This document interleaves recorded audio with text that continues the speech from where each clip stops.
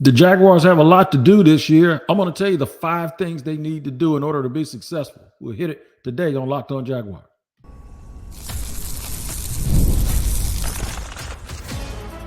You are Locked On Jaguars, your daily Jacksonville Jaguars podcast.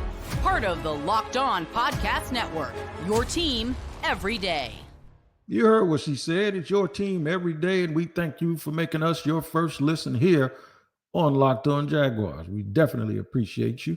And you can slide over to our YouTube page if you want to watch the podcast. That's right. That is Locked On Jaguars on YouTube. Make sure you hit the like button. I'll say it again. Please hit the like button. Also, make sure you subscribe. And then after you do that, hit that bell so you get notifications each and every time we drop an episode. Now, audio-wise, wherever you listen to your audio podcast, if you don't want to watch me, fine. Listen to Locked On Jaguars. Wherever you get your audio podcast, make sure you don't miss an episode. Today's episode is brought to you by Gametime. Download the Gametime app, create an account, and use the code LOCKEDONNFL for $20 off your first purchase. Terms do apply.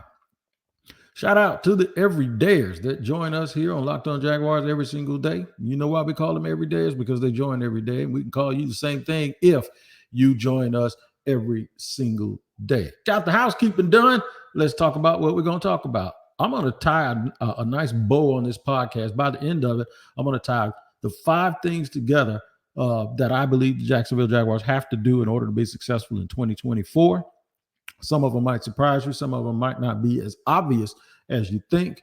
I'm glad I mentioned the word surprise because at some point right in the middle of the show, I'm going to tell you about some good surprises, things that you may not expect that if they happen, it'll be like icing on the cake. But we're going to start the show talking about the 5 biggest or the biggest 5 things to do for the Jacksonville Jaguars. Now, this isn't in any order. The only order that I'll subscribe to with this is I'm going to tell you the last one that I'm going to talk about is really why I did this show, because there's something they have to do that's very, very big. So I'll go ahead and tell you what 5 is, and then and since we ain't going in order, they got to win at home. The Jacksonville Jaguars have to win at home. It has to be an advantage. That's why they call it the home field advantage. They haven't played at home that well in the last couple of years. Down the stretch, they did in 2022, but they weren't. They just were not the type of team, man, to really play well at home. I'll pull it up for you and I'll show it to you. It just, to me, it was just like something that it was weird. It was absolutely weird how this team played at home last year. They lose, of course. They lost the early game to the Chiefs, the first game of the year. That was an exciting day. That was really, the game was super boring. They lost 17-9 to the Chiefs. Very anticlimactic. Started out pretty good with Andre Cisco making a great play, and then the Chiefs just did what they wanted to do. They lost to the Texans by 20 points at home. Yeah.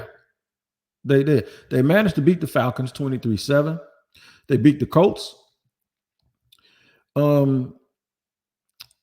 Then they got stomped by the 49ers. They lost 34-3 to the 49ers. They beat the Titans at home. They lost to the Bengals at night. Then they lost to the Ravens. Okay. This is just, it's a theme. They beat the Panthers 26-0, man. Can y'all believe that? But this is the problem. The problem is they don't win enough games at home. You play 7, I think they play 7 games at home because of the London games considered a home game for them. So I think they got 7 games at home this year. I'll make sure I go through here and count them up. But where normally they would have 8, because now it's not 8 on the road, 8 at home anymore. The teams play 17 games. It's going to be 9 and 8, but if one of our home games is always a game in London, this is the year I believe they only play 7 so far.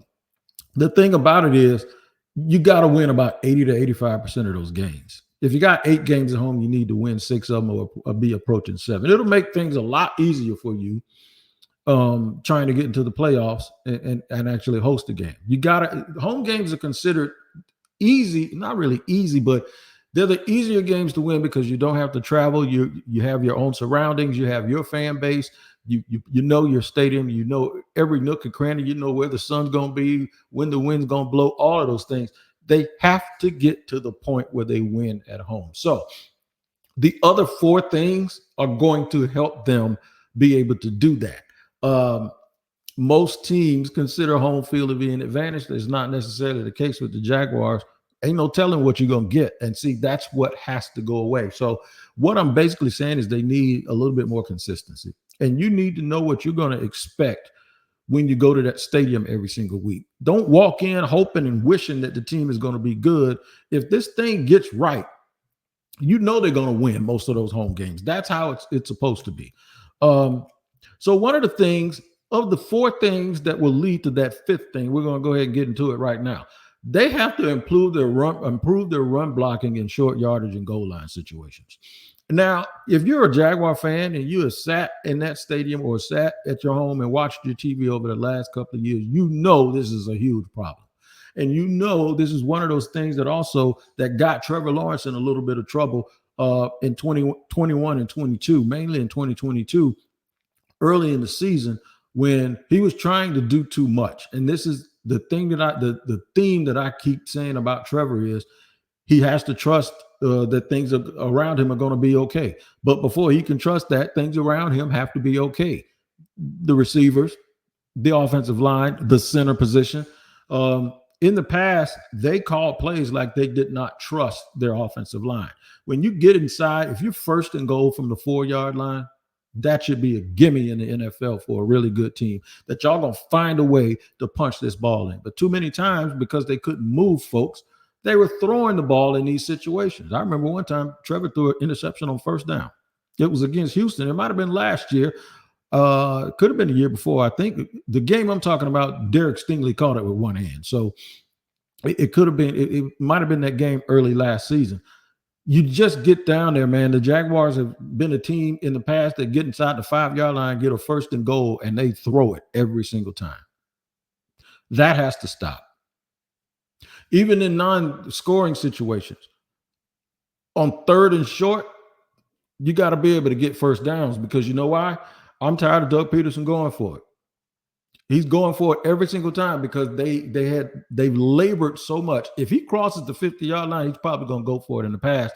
And the reason why is because they have labored so much at times scoring the ball that it just didn't make sense. I think they crossed the 36-yard line last year in the Bengals game on Monday night. They crossed it 4 times and didn't get any points. 4 in the first half and did not score. You can't do that. And one of the things that will alleviate that problem is they have to learn how to run the ball better in short yardage. And I think they got a good chance to be able to get that done. Mitch Morse helps. Okay. I don't want to give it away because I'm about to give it away, man. I don't want to give it away. I'm gonna make you wait this segment too, but I'm gonna tell you something. Finding 5 offensive linemen that play together every single week for that continuity and all of that, that's a big one. In fact, it's number 2. I'm going to talk about that a whole bunch here in just a second on Locked On Jaguars.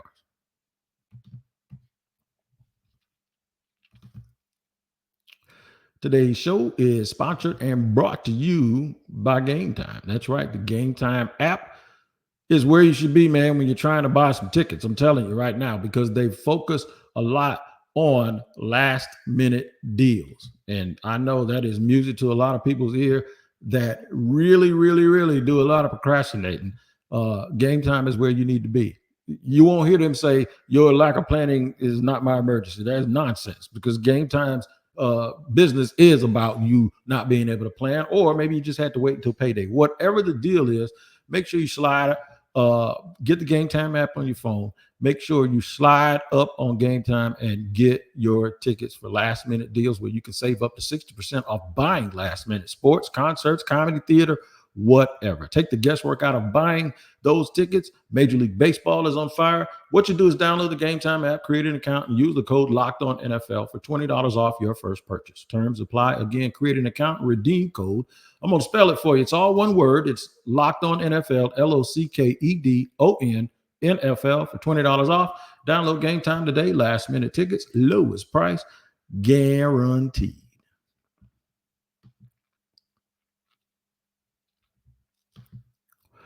All right, segment number 2 here on Locked On Jaguars, where it's your team every day. We always thank you for making us your first listen. Okay, we're talking about the 5 biggest things the Jaguars have to do, and we've talked about one of them, which is win at home, right? So how can they win at home? Well, it takes a level of consistency. And now we're going to get to the offensive line, because that is one of the biggest, if not the biggest problem. They have to improve their run blocking in short yardage and scoring situations like goal line. First, they have to find 5 healthy offensive linemen, and they all have to stay healthy. So there you go. That's number 2 to get to through the 5 things. And the 5th, well, it's really number 3, because you already know what the main one is, and that is to win at home. So win at home, run blocking. The 3rd is to find 5 offensive linemen and stay healthy. They have to. Their starting offensive line, the one that they wanted on the field last year, they played one game. And you had guys that were suspended in Cam Robinson. Then you had guys that were unhealthy. People just missing time all over the place. I think the one dude that didn't miss no time was the dude that might have been the worst one out there, and that's Luke Fortner. So Anton Harrison actually played through his injuries last year. He's gotten that fixed, the shoulder fixed in the offseason. So I think they're going to be fine there. But that's one of the things you want, man. And a lot of people kind of got angry that they didn't just wholesale address the offensive line. I was kind of like one of them, but then I realized that you're not going to use a whole bunch of draft picks on offensive linemen that aren't going to start, because unlike defensive players, there's no rotation. You don't want it. Rotating offensive linemen is like the worst thing you want, because you keep saying you want continuity and consistency and chemistry and all of these things, but you can't get that rotating people. So you keep people on defense fresh. You don't do that on the offensive line. In fact, the longer they're out there, they're supposed to be wearing the other team down, right?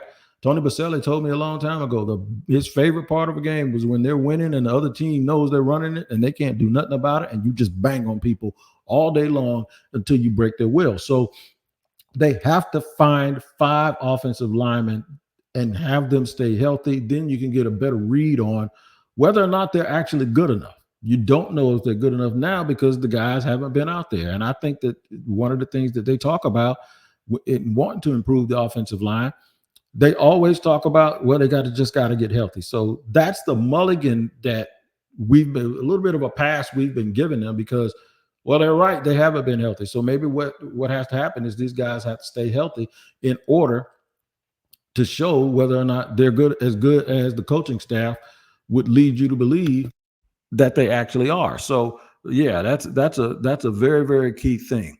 Another one. They have to establish an identity on defense. And this one might be really, really at the top of a lot of people's list, because they do. The good teams, they play the same way. It's like a computer program. They don't adjust anything. They make everybody that comes into their home field or into their stadium, they make everybody adjust to them. They make everyone adjust to them. If that defense is the exact same, and if it's the good same, not if they're bad, they can't stay the same. But if they're a team that plays well, they turn the ball over. Like last year, they started the season off. The Jags did. They started off 8-3. They were leading the league in turnovers at one point. And then that stopped. And when that stopped, the ugly part of the team caught up with them. Like the offense wasn't playing well. And that's why I tell people to be careful when you just use that stuff and say what Trevor Lawrence's record was after the 2-7 start of 2022, because the team ended up 9-8. So that means that was a 7-1 finish in the regular season. And then he starts off the next year at 8-3. So that's 15-4 in 19 regular season games. And you go, he's 15-4. But look, don't trip when I tell you this. They were 8-3 last year, and Trevor had not played particularly well. The offense hadn't played well. He hadn't played poorly, but it's just the stats and the record at that time do not really tell you exactly what was going on. The defense, and this is the irony in it, the defense carried that team early in the season, and had they not played so well and had they not been getting turnovers, the Jaguars wouldn't have even been close to the playoffs. That's one of the things that perplexed everyone when the whole defensive staff pretty much got fired.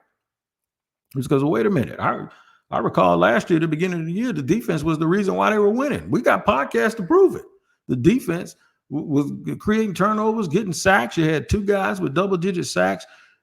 I will tell you this, though. They didn't ever really have an identity.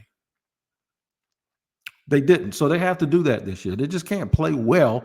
They have to play well and play well with a purpose. And the purpose is to be so consistent, like every single week, you know exactly what they're going to be able to do and why they're going to be able to do it. So number 5, I'm going to give you this one too, because we're going to tie it all together in the next segment. The 5th thing that they have to do, technically it's the 4th thing, because the last thing is they got to win at home, but they got to do all of these things first in order to get themselves in position to actually win at home. This will make winning at home a lot easier. They need to have a young player emerge as a league star. And I'm not talking about an up-and-coming player. I need one of the young players to join Josh Allen as a guy that is considered one of the best in the league. Now, I know somebody had a top 20 pass rushers list the other day, and they didn't put Josh Allen on it, and I think that's crazy. Anybody that's gotten 17 and a half sacks has to be considered one of the top pass rushers. But a lot of times, Josh does amass a lot of stats in a select few games. Like he'll have 3 sacks and 2.5 sacks, and then he may go a couple of weeks without one. And I know sometimes that drives me crazy, but over the last couple of years, I've given him a little bit of a break on that. I used to be really hard saying, watch number 41.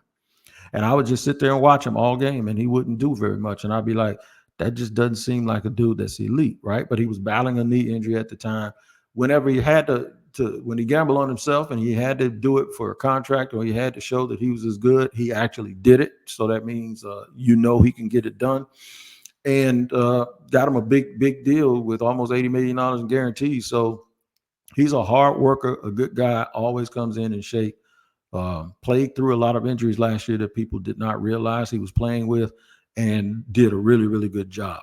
But I need somebody else to join him. It could be an offensive player or a defensive player. So I'm going to give you a couple of candidates. Trayvon Walker. I think Trayvon Walker is going to make a leap this year. In fact, I'm going to call it right now. He's going to be the Jaguars defensive player of the year. Y'all heard me. Trayvon Walker will be Jacksonville's defensive player of the year, will be one of the top defensive players in the AFC. I think he's going to be a game wrecker. Some of those things that we usually talk about with Trayvon, that when we say he does things you don't see, or he does a lot of the dirty work, well, he's going to do that. But I think he's going to do a lot of things that people do see this year. I think Ryan Nielsen is going to turn him loose, because Ryan Nielsen has had so much success with guys that have that power edge setup the way Trayvon does. And I think they're going to really, really get the absolute best out of Trayvon Walker. So I said all of that to say this: if you improve the run blocking on defense,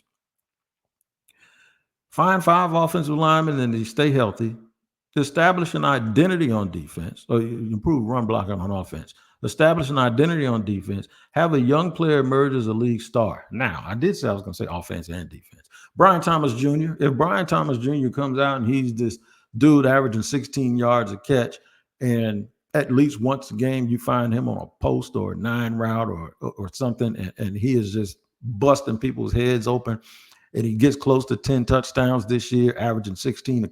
I'm telling you, man, people will start talking about him the way that they talk about all of these other young, really, really good wide receivers. And he will be the catch radius, big target guy that Trevor Lawrence has lacked since he's been in the National Football League. If all those things happen, Jaguars are going to be real good this year.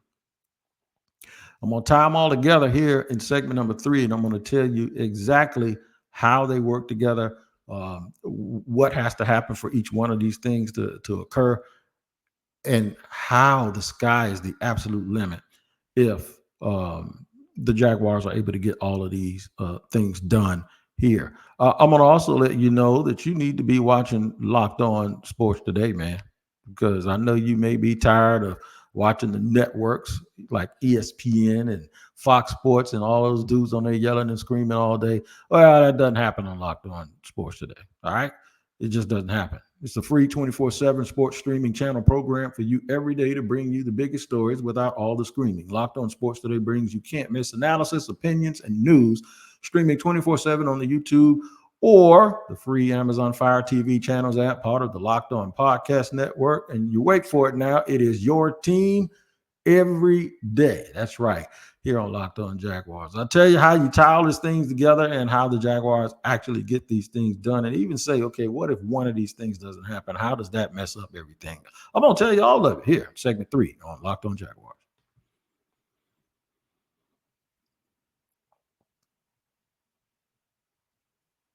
It is your team every day. Thank you for making us your first listen here on Locked On Jaguars. Third and final segment, tying it all together. 5 biggest things the Jaguars need to do to be good. And some people may sit here and think, oh, Wig, that's kind of obvious. Did I misspell good on here? I got bad eyes, man. I think I just spelled God with an extra D. Well, we're going to get that changed real quick. But some of it seems sort of obvious. You know, when you sit here and think about it, you may think, okay, it's obvious. They got to do this. They got to do that. No, if you have watched the Jaguars game, man, you know what I'm saying is absolutely spot on. These are things that they did not do in the past. These are all the things that they did not do in the past. And it's crazy because they won 9 games 2 years in a row. So you say, man, how? If they won all of those games 2 years in a row, they must have done some of this. No, really, they really didn't do a whole bunch of this. They didn't do any of this stuff really well. You still got people that are the best players on the team, and folks are still waiting for them to actually emerge, right? They're actually waiting for them to emerge. They're saying, well, yeah, he's okay, man, but we kind of need, we kind of need him to emerge right now and be a little bit better, like Travis Etienne. I think Travis Etienne is really, really good at what he does, right? But the bottom line is there are people that still think, okay, we need to see a little bit more from him. Yeah, that's you actually have people saying we need to see a little bit more from him. He needs to get back to his form he was 2 years ago. And I'm thinking, like, ain't nothing wrong with Travis Etienne, but that even goes to show you and tell you, man, that the way people think about this team, they don't think they've arrived yet. They do it with Trevor Lawrence and they're doing it with Travis Etienne, and those are probably the 2 best players that the Jaguars actually have on offense, right? Yeah. That right doesn't mean that I want you to nod your head and say, yeah, but I know it's the truth. They also don't play well in short yardage. And if anybody thinks that you want to look at your stats and you want to do all of that stuff and try to say, hey, man, what are you talking about? They are, no, I'm telling you right now, the Jacksonville Jaguars do not and have not, in my opinion, played well enough in short yardage situations. That's why every time they go for it, they throw it, they roll out, they roll somebody out, they throw the ball. It's never, ever, ever exactly the way it's supposed to be. Good teams can line up on third and short, and they're going to make it. When you play against a good football team on third and short, you're already saying, man, it's a waste of time. Just go ahead and let them get the first down because they're going to get it anyway. If a good team lines up in that red zone and it's first and goal from the 3, 90% of the time that's going to be a touchdown. Not if you're a Jaguar fan, because you know that the opposite is true. They get down there and start throwing the ball. And see, this is what happens when you do that. Holding penalties. So now it's second and goal from the 13, right? You get penalties, you get false starts, you get a whole bunch of dipsy-do misdirection and reverses, and guys get knocked out of bounds. And it's just so much goes wrong when you cannot block people. The reason all of this matters is because of this. The longer those sustained drives are and the ones that end in touchdowns over field goals, you motivate the defense. You also put a little bit of a rush on your opponent. They have to actually go out now and try to score to keep up with you, right? You put a little bit more pressure on them and in their game planning. You got to make them lose patience a little bit. And when they start losing patience and they have to go back and throw more than they want to, the ball's in the air. A lot of bad things happen when the ball is in the air for the offense. That means good things, a chance to turn the ball over, a chance to not just let them run on your team and keep your defense out there huffing and puffing. You get to mix and match on your defensive line. You know exactly what they're going to do, especially if it starts to get late in the game and you put too much pressure on them and they realize, hey, man, we got to score some points because if we don't, we're going to lose. We're going to run out of time. All of that will play into the defense and allow the defense to also get off. Just pin their ears back and go after the quarterback. When you pin your ears back and go after the quarterback, good things can happen. You can get sacks. You can get turnovers. You can get holding penalties from the other team that sets them back. All of these things play together. And then what happens is you eventually you get the crowd into it, right? And they're cheering for you. That's the home part of it. You start winning these games at home. The fans know exactly what's going to happen. Wouldn't you love when you come to the arena to know exactly what we're about to beat the brakes off these jokers? It's sort of the way you know if you're an Alabama or Georgia fan in college, you know what's about to happen 98% of the time every single Saturday. And you know how it's going to look. I don't care who the opponent is unless they're playing each other. You know it's going to be black and blue. This is what I think the Jaguars have to do. They have to get an identity. And the best way to get an identity in football is to run the line of scrimmage on both sides of the ball. Offense, defense, that's how this thing is going to turn around and make the ultimate thing. You win a lot of games at home. You go out on the road and you win half of them. Let's just say you go 6-1 at home. And let's just say on the road, since one of those games, let's just say this. You got 8 home games, including the game in London, right? Let's just go, you go 7-1 in your home games. And then in the other 9 games, you go 4-5 or 5-4. That's 11 wins, 12 wins. That's how you lift the franchise up. And now you're starting to play at a different level because now you're a contender. And you have to be a contender before you're a champion.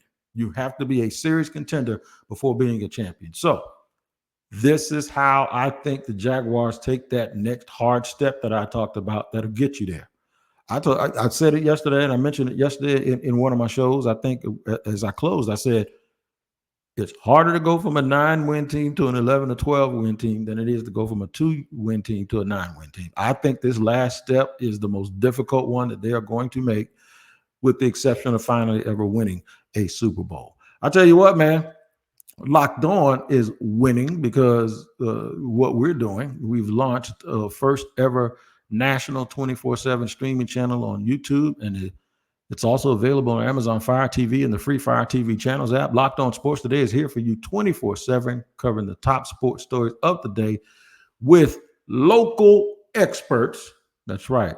The local experts of Locked On, plus our national experts as well. Make sure you catch it in the free Amazon Fire TV channels app, part of the Locked On Podcast Network. Say it with me, your team every day.